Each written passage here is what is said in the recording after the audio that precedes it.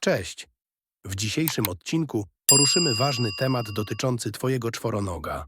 Jeśli chcesz lepiej zrozumieć jego potrzeby i zachowania, jesteś we właściwym miejscu. Chcesz wiedzieć więcej o swoim pupilu? Zostań i posłuchaj. Witajcie w świątecznej odsłonie Kundel Podcastu, tego miejsca, gdzie kundelki mają głos, a każdy pies, bez względu na metkę rodowodu, zasługuje na zrozumienie, miłość i pełną miskę. Dziś wyjątkowy odcinek, bo nagrywany w świąteczny poniedziałek, a skoro tak, to nie możemy zacząć inaczej niż od serdecznych życzeń dla wszystkich naszych słuchaczy i ich czworonożnych przyjaciół. Z okazji Wielkanocy, tej już nieco przespanej, ale wciąż pachnącej żurkiem i babką, życzymy Wam morza spokoju, śmiechu, spacerów w słońcu i mokrego, ale tylko wesołego dyngusa. A jeśli Wasz pies też postanowi dziś nieco pochlapać, czy to łapą w miskę, czy mokrym nosem w twarz, to pamiętajcie, że to też forma świętowania, tylko w psim wydaniu. A skoro już przy psich nosach, językach i mokrych niespodziankach jesteśmy, to dzisiaj temat, który wydaje się prosty, a kryje w sobie mnóstwo znaczeń. Co oznacza, kiedy Twój pies Cię liże? Czy to zawsze wyraz miłości? A może coś więcej? Czasem to znak przywiązania, czasem próba nawiązania kontaktu, a innym razem, no cóż, może po prostu pachniałeś kiełbasą. Zaraz Wam o tym opowiem. Zanim człowiek zaczął się zastanawiać, dlaczego jego pies liże mu rękę, twarz, a czasem nawet kolano, psy już od tysięcy lat doskonale wiedziały, po co to robią. Lizanie to jeden z najstarszych i najbardziej naturalnych sposobów komunikowania się w psim świecie. Dla psa język to nie tylko narzędzie do jedzenia czy ziewania z rozkoszą, to również narzędzie do wyrażania emocji, relacji, hierarchii i wszystkiego, co nie mieści się w słowie hał. Wszystko zaczyna się dosłownie u źródła, czyli od mamy. Suka po urodzeniu szczeniąt liże swoje dzieci nie tylko po to, by je oczyścić i pobudzić do życia, ale również po to, by między nimi a nią wytworzyła się silna więź. To pierwsze lizanie w życiu szczeniaka to jak pierwszy uścisk dłoni, sygnał: jesteś mój, jesteś bezpieczny, jesteśmy razem. I ten wzorzec zostaje w psiej psychice na długo, często na całe życie. Dlatego lizanie ma w sobie coś głęboko emocjonalnego, wręcz rytualnego. To nie tylko gest, to sposób bycia z kimś, bycia blisko. W psiej społeczności lizanie ma też konkretne znaczenie. Młodsze psy często liżą starsze, by okazać im uległość albo próbować nawiązać kontakt, a czasem zwyczajnie, żeby się wkupić. To trochę tak, jakby ktoś chciał ci powiedzieć: hej, jesteś super, możemy się kolegować? Tylko że zamiast kwiatka przynosi mokry język. W relacjach między psami lizanie potrafi być też formą łagodzenia napięcia. Kiedy jeden pies czuje, że sytuacja robi się gorąca, może spróbować polizać drugiego, żeby powiedzieć: spokojnie, nie szukam kłopotów. Taki gest działa jak przycisk pauzy w emocjonalnym zamieszaniu i bywa naprawdę skuteczny. Widzimy więc, że lizanie to nie jest przypadkowa czynność. To coś więcej niż odruch. To kod. To język, który powstał dużo wcześniej niż nasze wszystkie próby jego zrozumienia. A skoro psy tak bardzo polegają na lizaniu jako formie komunikacji ze sobą, to nie powinno nas dziwić, że używają go także w relacji z człowiekiem.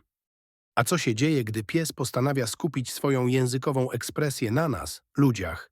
No właśnie. Tu zaczyna się cały wachlarz znaczeń, które potrafią być słodsze niż czekoladowy zając, choć wiadomo, dla psa lepszy kabanos. Kiedy pies liże człowieka, najczęściej odbieramy to jako gest miłości. I nie jest to dalekie od prawdy. Pies, który podchodzi do swojego opiekuna, siada obok, patrzy tym swoim spojrzeniem i zaczyna spokojnie lizać rękę, dłoń albo twarz. Najczęściej naprawdę po prostu mówi: kocham cię.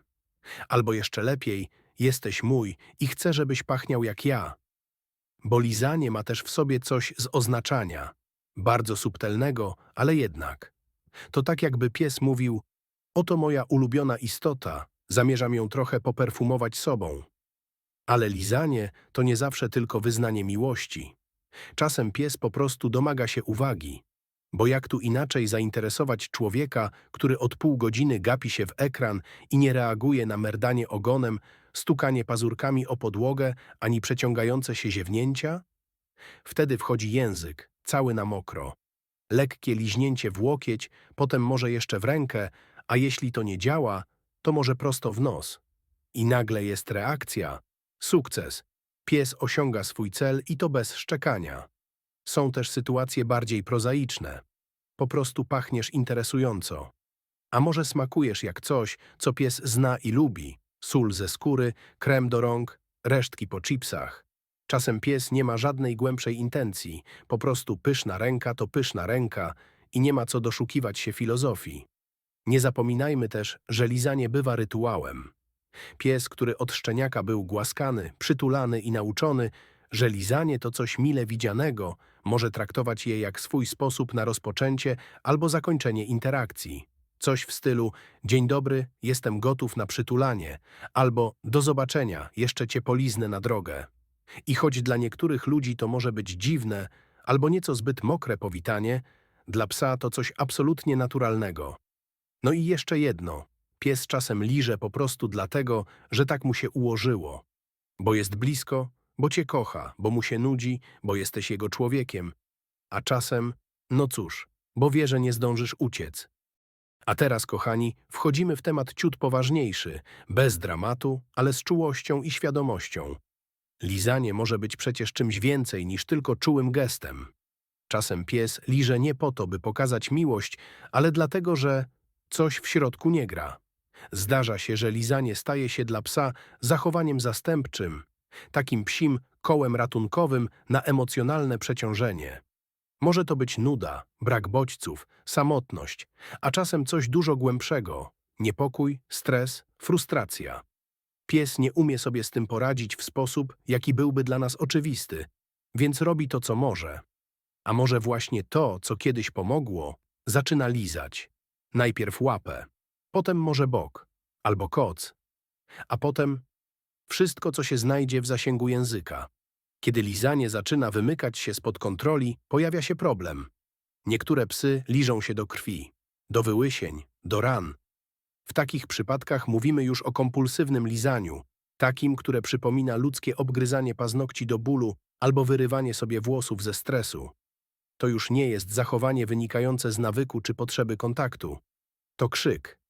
Cichy, uporczywy krzyk o pomoc, który czasem trudno dostrzec, bo pies nie mówi. On tylko liże. Ale nie trzeba czekać na dramatyczne objawy, żeby zareagować. Czasem pies nie liże siebie, tylko wszystko wokół. Podłogę, sofę, framugę drzwi. Albo nawet powietrze. Takie zachowania również są sygnałem, że coś jest nie tak. To mogą być oznaki nadmiernego pobudzenia, lęku separacyjnego, bólu albo problemów neurologicznych. To nie znaczy, że każde lizanie podłogi to od razu powód do paniki, ale jeśli pies to robi często, długo i jakby bez celu, warto się zatrzymać i przyjrzeć, co się dzieje. Czasem wystarczy więcej spacerów, czasem trochę więcej uwagi, a czasem potrzebna jest pomoc specjalisty, weterynarza, behawiorysty, a nawet psiego terapeuty, bo lizanie może być objawem, tak jak kaszel czy gorączka u człowieka. Tylko że w psim wydaniu wszystko jest trochę mniej oczywiste i trzeba umieć patrzeć głębiej. No i najważniejsze, nie karzmy psa za lizanie. Nie mówmy fe bez zrozumienia, o co chodzi. Bo może za tym fe stoi smutek, nuda albo lęk, z którym on po prostu sobie nie radzi. A nasza rola to nie ucinać objawów, tylko zrozumieć ich źródło. To zamykamy ten świąteczno-językowy odcinek z przytupem, a raczej z mlaskiem. Bo choć lizanie często bywa niewinne i urocze, czasem trzeba spojrzeć na nie z dystansem i zapytać, czy to jeszcze miłość, czy już może stres w przebraniu? Zacznijmy od tego, że nie każde lizanie trzeba zatrzymywać. Jeśli pies delikatnie liże ci rękę, gdy siedzisz na kanapie, a potem kładzie się obok i zasypia, to najpewniej wyraz czułości, potrzeby bliskości albo po prostu rytuał, który daje mu poczucie bezpieczeństwa. I jeśli tobie to nie przeszkadza, nie ma powodu, żeby go tego oduczać. Takie chwile to często najczystsze przejawy psiej miłości. Nie nachalne, nie dramatyczne, ale głębokie i spokojne. Ale kiedy lizanie staje się natarczywe, częste i jakby bez końca, warto się zatrzymać. Szczególnie jeśli pies nie przestaje lizać nawet wtedy, gdy już się nim zajmujesz, głaszczesz, rozmawiasz z nim czy przekierowujesz jego uwagę. Jeśli język pracuje w trybie ciągłym, a pies wygląda, jakby był trochę zawieszony w tym ruchu, to znak, że może za tym kryje się coś więcej. Odróżnienie czułości od niepokoju bywa trudne, ale da się to zrobić. Pies, który liże spokojnie i przy tym wydaje się rozluźniony, oddycha rytmicznie i łatwo rezygnuje z lizania, kiedy go zawołasz. Prawdopodobnie po prostu wyraża emocje. Ale jeśli pies liże nerwowo, bez przerwy, z napiętym ciałem, a każde przerwanie kończy się powrotem do lizania jeszcze intensywniej, to już może być objaw lęku albo problemu emocjonalnego. W takiej sytuacji najważniejsze, co możemy zrobić, to nie karać, nie ucinać lizania na siłę, tylko spróbować zrozumieć przyczynę. Obserwować, w jakich sytuacjach pies zaczyna to robić. Czy to po dłuższej samotności? Po czymś stresującym? A może w konkretnych godzinach, kiedy zwykle coś się dzieje lub nie dzieje? Można spróbować przekierować jego uwagę na zabawkę, wspólną aktywność, prostą komendę. Czasem wystarczy tylko dać mu więcej bodźców w ciągu dnia, wprowadzić spokojniejsze rytuały, a lizanie ustępuje. Ale jeśli mimo wszystko zachowanie się nasila, warto skonsultować się z behawiorystą lub weterynarzem. Bo obsesyjne lizanie może mieć podłoże emocjonalne, ale bywa też efektem bólu, swędzenia, problemów dermatologicznych czy neurologicznych. Podsumowując, lizanie to język emocji. Czasem mówi „kocham cię”, a czasem „pomóż mi”. Naszą rolą jako opiekunów nie jest zgadywanie, ale uważne słuchanie tego, co mówi ten język i odpowiadanie mądrze. Bo przecież nikt nie zna naszego psa lepiej niż my. A jeśli nawet nie do końca go rozumiemy, to najważniejsze, by chcieć i próbować każdego dnia, krok po kroku, słowo po słowie, albo lizanie po lizaniu. Na koniec, jak zawsze, chcę Ci podziękować, że jesteś tutaj, że słuchasz, uczysz się, próbujesz zrozumieć swojego pupila jeszcze lepiej. Może po tym odcinku spojrzysz inaczej na ten wilgotny język, który ląduje na Twojej dłoni, policzku albo gdzieś między palcami stóp, gdy najmniej się tego spodziewasz. Może nie zawsze jest to miłość, czasem to zwyczajna ciekawość, przyzwyczajenie albo potrzeba kontaktu. Ale właśnie dlatego warto być uważnym. Nie tylko po to, by wiedzieć, co oznacza każde liźnięcie, ale po to, by być bliżej swojego psa, dosłownie i metaforycznie. I jak zawsze przypominam, kundelki to najwspanialsze istoty na świecie. Mądre, wrażliwe, pełne emocji i uczuć, których czasem nie zauważamy tylko dlatego, że nie mają ludzkich słów. Ale mają serce, które mówi wystarczająco wiele. Dlatego warto je rozumieć, warto ich słuchać. Nawet wtedy, gdy mówią językiem śliny i mokrych nosów. Dziękuję, że jesteś z nami w tym świątecznym, wielkanocnym odcinku Kundel Podcastu. Jeśli twój pies cię dziś polizał, potraktuj to jako życzenia. Jeśli nie, to może po prostu był zajęty. Ale jedno jest pewne, jest ci wierny. I ty jemu też. Dziękujemy za wysłuchanie dzisiejszego odcinka Kundel Podcastu. Mamy nadzieję, że zdobyte informacje pomogą wam lepiej dbać o waszych czworonożnych przyjaciół. Zapraszamy do słuchania kolejnych odcinków i dzielenia się nimi ze znajomymi. Jeśli podobał wam się ten odcinek, prosimy o subskrybowanie naszego kanału, zostawienie łapki w górę lub komentarza. Wasze wsparcie pomaga nam tworzyć coraz lepsze treści. Dziękujemy.